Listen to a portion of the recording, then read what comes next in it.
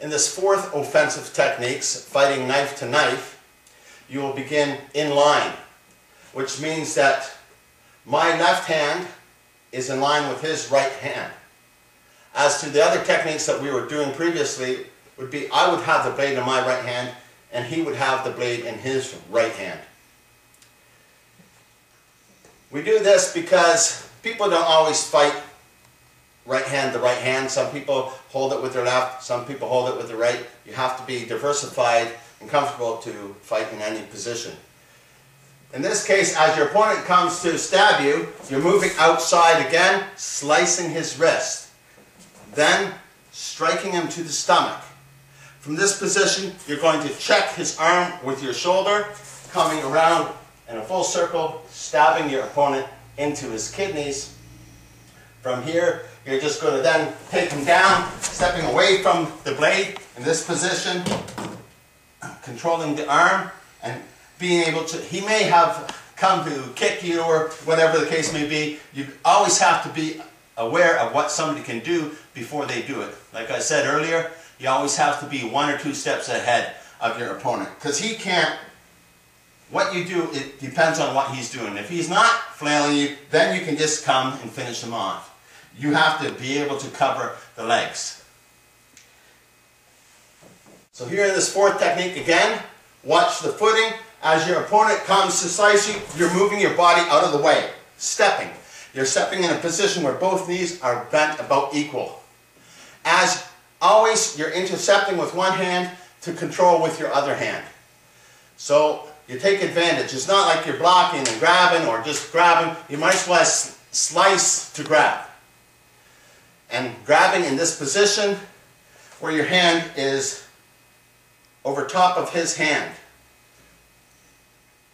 From this position, again, as he comes to slash you, you're doing 2 things. It's hard to catch on. Actually, you're doing 3 things. You're moving, stepping, slashing, and pointing. From the point, you check your shoulder into his arm. As you check your shoulder into his arm, don't step through him in this position here, because somebody's going to reach around and grab on and try to control you. So once you're stabbing him and you bring his arm to your shoulder, stepping around behind him. So then you can stab him in his kidneys and take him out. Again, viewing the finer points to this technique, your opponent comes to point you, step out of the way, slashing him and sticking. So realistically, just by myself, I'm stepping. As I step, I slash, intercept, and stick. So it's like this. As he comes to get me, I do this and I'm already stabbing him. Now I have control here. If you did grab on this way or grab on this way and he has the mobility of his wrist, he can then continue trying to save himself or attacking you. So make sure that you have control of his hand as you're sticking him in the stomach. Again, like I said before, there's a lot of intricacies in doing this technique. I could come in checking this. Don't step through with your foot to come around, because he'll come up behind you. Make sure that once you're in this position, make him come around to you so that you can do this full circle, striking him into his kidneys. In this position here. There's a lot of things that people can go wrong here. If he comes to do this and I'm here and I'm doing in this position, if I'm out here, it gives him the ability to counter me more. I can't control his wrist in that position. It's not going to be beneficial for me. So you do have to get it right. It's really important, because I've seen too many people get this technique wrong. For example, from this position here, I just want to show you the back movement. As he comes to strike here, make sure that you're doing this, stepping in this full circle, and your whole circle falls right into his kidneys. One motion. It's not a straight like this, it's your body turning into his kidneys. And then when you bring him down, you have to watch out that you don't bring this blade to you, you have to step away from it. In this position here, where you're controlling the wrist again. Here, this is making him let go. I'm also utilizing a pressure point inside the bone, putting myself in a position to hit the carotid artery or jugular vein. A bit more slowly for you. As your opponent comes, you're stepping outside, slashing, poking him into the stomach. Coming in this position, striking him into the kidneys with your blade.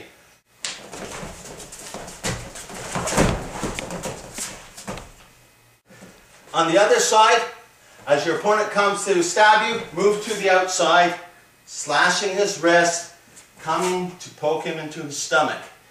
Then checking his arm with your shoulder, stepping with the back leg around in this position so that you can stab him into his kidneys. From here you have total control.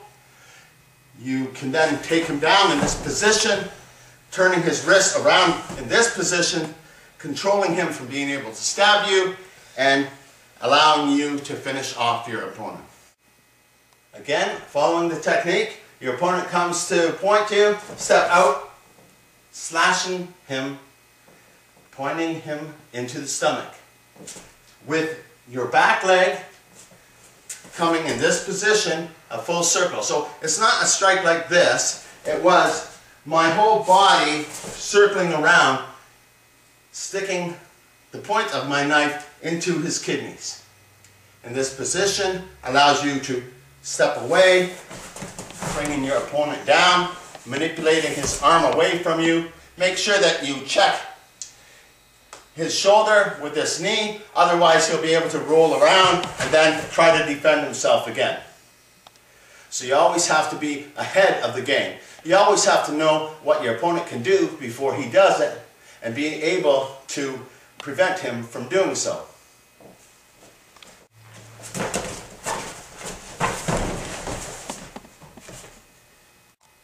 Still in this number 4 technique, as your opponent comes to point you, stab you, you're moving out of the way, slashing, intercepting. Now, my opponent comes to stab me with his lead leg coming forward. If he would have come to stab me with his other leg coming forward, the same thing in this position, it still will work.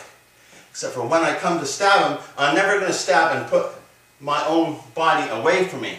When I go to stab him, I'm going to step in.